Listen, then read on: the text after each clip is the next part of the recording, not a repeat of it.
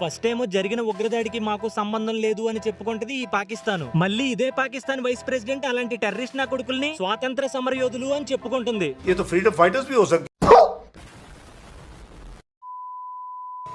నీ అమ్మ గవర్నమెంటే టెర్రరిస్టులకి భజన చేస్తుంది అంటే ఇక్కడే అర్థమవుతుంది వీళ్ళ దేశంలో ఆడవాళ్లే కాదు ఆడింగి నా కొడుకులు కూడా ఉన్నారు అని. ముందుగా ఈ వీడియోలో ఇప్పటి వరకు ఏం జరిగిందో మాట్లాడుకుందాం. అలాగే వీడియో చివరిలో ఇకపై మన వాళ్ళు ఏం చేస్తారో కూడా మాట్లాడుకుందాం. 2025 ఏప్రిల్ 22న బైసరాన్ వ్యాలీ పహల్గామ్ లో ప్రకృతి అందాలను ఆస్వాదిస్తున్న టూరిస్టులని కొంతమంది ఉగ్రవాదులు ఆర్మీ డ్రెస్సుల్లో వచ్చి కాల్పులు జరిపారు. ఈ అటాక్ లో 27 మంది అమాయకులు ప్రాణాలు కోల్పోయారు. మరొక 20 మందికి పైగా గాయపడ్డారు. ఈ చనిపోయిన 27 మందిలో ఒక వ్యక్తి భార్య మరియు అతని కొడుకు మామే బతికారు. వాళ్ళు ఎలా సర్వైవ్ అయ్యారో తెలుసుకుంటే మన గుండె తరుక్కుపోద్ది మావా. యాక్చువల్ గా అటాక్ జరిగే టైం కి ఈ ఫ్యామిలీ బేల్పూరి బండి దగ్గర తింటున్నారు. సడన్ గా ఈమెకి గన్ షాట్స్ వినిపించాయి. కానీ ఫస్ట్ ఈమెకి అనుమానం రాలేదు. మేబీ ఆర్మీ వాళ్ళు అక్కడ చేసే ట్రైనింగ్స్ ఉంటాయి కదా వాటిలో ఇదొక పార్ట్ అనుకుంది. కానీ పక్కకి తిరిగి చూస్తే తన హస్బెండ్ శవమై పడున్నాడు. కేవలం ఆయన ముస్లిం కాదనే ఒకే ఒక్క రీజన్ తో ఆయన్ని చంపేశారు. ఇది చూసి తన వైఫ్ కొడుకు కూడా తట్టుకోలేకపోయారు. తన హస్బెండ్ ని షూట్ చేసిన వ్యక్తిని తనని తన కొడుకుని షూట్ చేయమని అడిగితే ఆ ఆడింగ్ నా కొడుకు ఏమన్నాడంటే हमें नहीं मारा उसने बोला मोदी को बोलो. उसने क्या बोला? उसने बोला नहीं मोदी को बोलो కేకర్ చలా గయా వహా సే.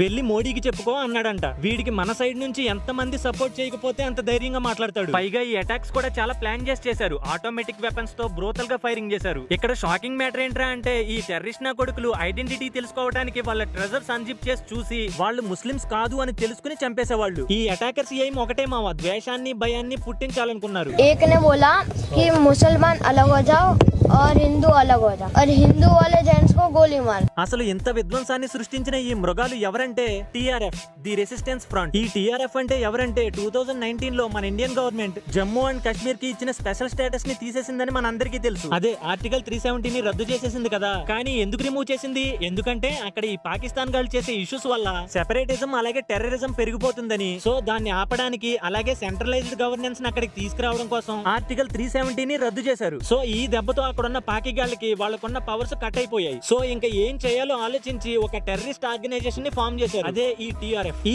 ఆర్గనైజేషన్ పాకిస్తాన్ జిహాదీస్ కి సంబంధించిన లక్షరీ తాయిబా కి ప్రాక్సీ లాగా పనిచేస్తూ పెద్ద నెట్వర్క్ నే బిల్డ్ చేసింది. సో ఈ రీజన్స్ తో మన గవర్నమెంట్ ఈ ఆర్గనైజేషన్ ని 2023 లోనే బ్యాన్ చేసేసింది. ఈ టిఆర్ఎఫ్ ను పాకిస్తాన్ ఐఎస్ఐ సపోర్ట్ చేస్తుంది. సోషల్ మీడియాలో యూత్ ని రిక్రూట్ చేసుకుని వెపన్స్ అండ్ డ్రగ్స్ ని స్మగిల్ చేస్తున్నారు. ఈ ఆర్గనైజేషన్ వాళ్ళే కాశ్మీర్ హిందూస్ ని అక్కడున్న ఎంప్లాయీస్ ని ఈ టెర్రరిస్టులను ఉద్దేశించి సాఫ్ట్ టార్గెట్ చేసి చంపేస్తున్నారు. ఇలాంటి ఒక అటాక్ ని ఓపెన్ గా చేసి టూరిస్టులను చంపేస్తే ఇంకా ఫ్యూచర్ లో ఎవరైనా ఇక్కడికి రావడానికి భయపడతారు, ఎవరు రారు అనే ఉద్దేశంతోనే ఇంత దారుణాన్ని చేశారు. ఇక ఇంత జరిగిన తర్వాత మన ఇండియన్ గవర్నమెంట్ ఇమీడియట్ గా రెస్పాండ్ అయ్యింది మావా. పోలీసులు 3 టెర్రరిస్ట్ స్కెచెస్ రిలీజ్ చేశారు. 5 terrorist houses across Jammu and Kashmir bulldoze చేశారు. భారత్ పాకిస్తాన్ మధ్య ఉన్న ఇండస్ వాటర్ ట్రీటీని రివ్యూ చేయడం స్టార్ట్ చేశారు. నీళ్లను ఆపేసామని కూడా అన్నారు. పాకిస్తాన్ పాస్పోర్ట్ హోల్డర్స్ కి వీసా ఎగ్జంప్షన్ క్యాన్సిల్ చేశారు. అంతేకాదు టెర్రరిస్టులపై జాలి చూపించొద్దు అని భద్రతా దళాలపై ఇన్స్ట్రక్షన్స్ కూడా ఇచ్చారు. అయినా ఒరే ఇండియాలో ఉన్న పాకిస్తానీ ప్రజల్ని 48 గంటల్లో దేశం విడిచి పొమ్మంటే ఒక్క హైదరాబాద్ లోనే 200 మంది ఉన్నారేంట్రా. స్పెషల్ వెరిఫికేషన్ డ్రైవ్ నిర్వహిస్తున్నారు. హైదరాబాద్ లో 208 మంది పాకిస్తాన్ పౌరులు ఉన్నట్టుగా గుర్తించారు. అయ్యో ఒక్క హైదరాబాద్ లోనే 200 మంది ఉంటే ఇక గుజరాత్ లో 1000 మంది అంట. ఇంకెంత మంది బయటకు వస్తారు? రీసెంట్ గా ఉన్న ఇన్ఫర్మేషన్ ప్రకారం మన వాళ్ళు నీళ్లను ఆపామన్నారు కదా మామా. ఈసారి గేట్లు ఎత్తేశారు.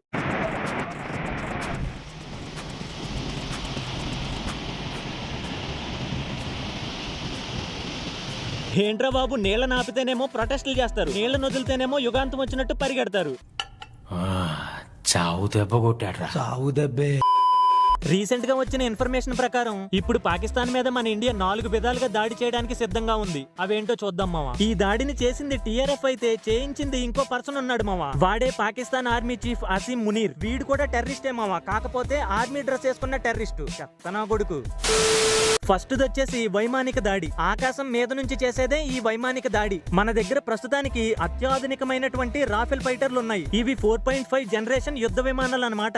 ఇక సుఖోయ్ 30 యుద్ధ విమానాలు కూడా ఉన్నాయి. ఇవి వచ్చేసి 4th జనరేషన్ కి చెందినటువంటి యుద్ధ విమానాలు. అలాగే మేరాజ్ 2000 యుద్ధ విమానాలు ఉన్నాయి. ఈ మేరాజ్ ని ఈ మధ్య ఆధునీకరించారు. దీంతో ఈ మేరాజ్లు కూడా 4th జనరేషన్ యుద్ధ విమానాల స్థాయికి చేరుకున్నాయి. ఇక రాఫెల్ ఫైటర్లు, సుఖోయ్ 30 యుద్ధ విమానాలు, మేరాజ్ యుద్ధ విమానాలు వీటన్నిటితో భారత్ సుడిగాలిల్లాగా పాకిస్తాన్ మీద యుద్ధం చేసే అవకాశం ఉంది మామ. మెయిన్ గా ఈ పాకిస్తాన్ లో ఉన్నటువంటి సైనిక స్థావరాలను అలాగే ఐఎస్ఐ కేంద్ర కార్యాలయాన్ని ధ్వంసం చేసే అవకాశం ఉంది. అన్నిటికంటే ముఖ్యంగా పాకిస్తాన్ ఆర్మీ హెడ్ క్వార్టర్స్ రావిల్పిండిలో ఉన్నాయి. ఈ రావిల్పిండిలోనే పాకిస్తాన్ ఆర్మీ చీఫ్ అసీం మునీర్ గడు ఉంటాడు. అంటే పాకిస్తాన్ ఆర్మీకి సంబంధించిన సర్వస్వం కూడా ఈ రావిల్పిండిలోనే ఉంటుందన్నమాట. దీంతో ఈ రావిల్పిండి పైన మన వాళ్ళు కార్పొరేట్ బాంబింగ్ చేసే అవకాశం ఉంది. అది కూడా సైనిక స్థావరాల మీద. అంటే భస్మం, ఇంకేం మిగలదు, బొగ్గు. ఇక రెండోది వచ్చేసి గ్రౌండ్ ఆపరేషన్. ఈ గ్రౌండ్ ఆపరేషన్స్ కు పాకిస్తానే గ్రీన్ సిగ్నల్ ఇచ్చింది మామ. సిమ్లా ఒప్పందాన్ని పాకిస్తాన్ రద్దు చేయడం ద్వారా మనకి మిలిటరీ ఆపరేషన్లు చేసేందుకు ఎర్రతివాచి పరిచినట్లయింది. ఈ మిలిటరీ ఆపరేషన్లను మన ఇన్ఫాంట్రీ ఫోర్సెస్ నిర్వహిస్తాయి. మొత్తంగా పాకిస్తాన్ ఆక్రమించిన జమ్మూ కాశ్మీర్ లో 100 కిలోమీటర్ల రేడియస్ లో ఈ మిలిటరీ ఆపరేషన్లు అయితే జరుగుతాయి మామ. ఇప్పటికే ఈ పాకిస్తాన్ ఆక్రమిత జమ్మూ కాశ్మీర్ లో 42 టెర్రరిస్ట్ స్థావరాలను మన మిలిటరీ ఇంటెలిజెన్స్ పిన్ పాయింట్ గా గుర్తించింది. అంతేకాదు అక్కడ 100 కిలోమీటర్ల రేడియస్ లోనే శాశ్వతంగా మన మిలిటరీ అక్కడే ఉండేటట్టు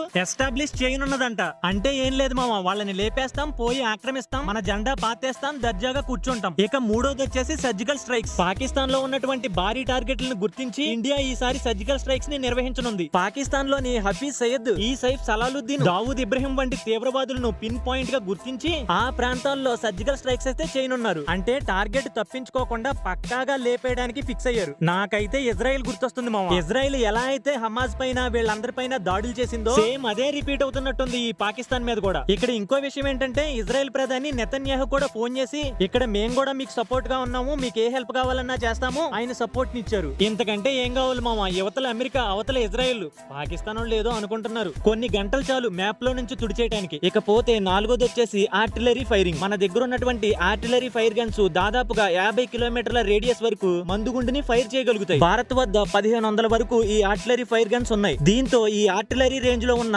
అంటే 50 కిలోమీటర్ల పరిధిలో ఉన్న పాకిస్తాన్ ఆర్మీ బేసులను, ఆర్మీ పోస్టులను, మిలిటరీ స్థావరాలను ధ్వంసం చేసి పడేస్తాయి మామ. ఈ 4 మార్గాల ద్వారా ఇండియా పాకిస్తాన్ మీద అటాక్ చేయడమే కాకుండా బలమైన దెబ్బ కొట్టిద్ది మామ. నిజంగా అనుకున్నది అనుకున్నట్టు చేయగలిగితే పాకిస్తాన్ మాత్రం సర్వనాశనం అయిపోద్ది మామ. ఇదంతా పక్కన పెడితే ఇక రీసెంట్ గా కొంతమంది ఇది హిందువుల మీద జరిగిన దాడి కాదు, అందులో ఒక చనిపోయిన ముస్లిం కూడా ఉన్నాడు అని అంటున్నారు. ఒరే మీరు నిజంగా మనుషులా పశువులా? ఉగ్రవాదుల కంటే దారుణంగా ఉన్నారు కదరా. అక్కడ ఎవరు చనిపోయినా అది మానవత్వం మీద జరిగిన అటాక్. కానీ అక్కడ ఏం జరిగిందో కళ్ళతో చూసిన వాళ్ళు, చెవులతో విన్నవాళ్ళు, ఆఖరికి చిన్న పిల్లోడు కూడా మీడియా ముఖంగా మీరు హిందువా కాదా అని తెలుసుకుని మరీ చంపుతున్నారని చెప్తున్నాడు కదరా. बोला कि मुसलमान अलग हो जाओ और हिंदू अलग हो जाओ और हिंदू वाले जेंट्स को गोली मारो. నిజంగా మామ పాకిస్తాన్ లో ఎంత మంది అయితే ఉన్నారో మన ఇండియాలో కూడా అంతే మంది ఉన్నారు ఇలాంటి వాళ్ళని సమర్థించే వాళ్ళు. నేనేమో ఊరికనే అనట్లేదు మామ. ఆల్రెడీ ఆఫ్ఘనిస్తాన్ లో హిందువులనే లేకుండా చేశారు. ఇక పాకిస్తాన్ లో హిందువులు 1% పడిపోయి వాళ్ళు కూడా కనీసం మైనారిటీలకు దక్కాల్సిన హక్కులు కూడా దక్కకుండా చెప్పాలంటే అక్కడ అనాథల్లాగా బతుకుతున్నారు. జమ్మూ కాశ్మీర్ లో చూడండి, లేకపోతే పశ్చిమ బెంగాల్ లో చూడండి, ఎక్కడైతే ఈ జనాభా ఎక్కువ ఉందో అక్కడ మిగతా వాళ్ళు ఇబ్బంది పడుతున్నారు. ఇప్పుడేమో ఇలా జరిగాయి. కొంతమంది ఏమో నవ్వుతా వెకిలి పోస్టులు, లాఫింగ్ సింబల్ పెడుతూ పైశాచిక ఆనందాన్ని పొందుతున్నారు. ఆ పాకిస్తాన్ గాళ్లతో పాటు ఇలాంటి పోస్టులు పెట్టిన వాళ్ళ ఐడీలు కూడా ట్రాక్ చేసి వీళ్ళని కూడా తరిమి కొడితే బాగుంటది. అది కాదురా, మన ఇంట్లో అమ్మా నాన్నని పక్కన పెట్టి పక్కింట్లో వండి నాన్న అని కుడుస్తారేంటి? ఈ దేశంలో ఉంటూ సకల సౌభాగ్యాలు అనుభవిస్తూ ఈ దేశాన్ని వ్యతిరేకిస్తారేంట్రా? ఏ బ్రీడ్ రా బాబు మీది? పాకిస్తాన్ విత్తనమా? పాకిస్తాన్ బంగ్లాదేశ్ కలేసి మెలేసి కొట్టిన విత్తనమా?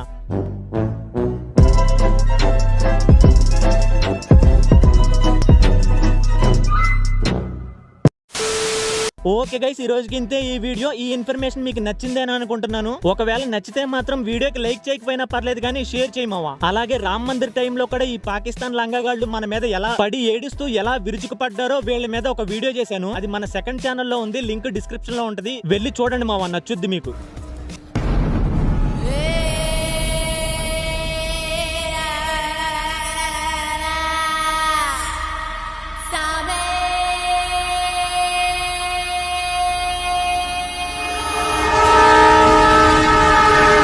నెక్స్ట్ వీడియోతో త్వరలోనే కలుస్తా. జై హింద్.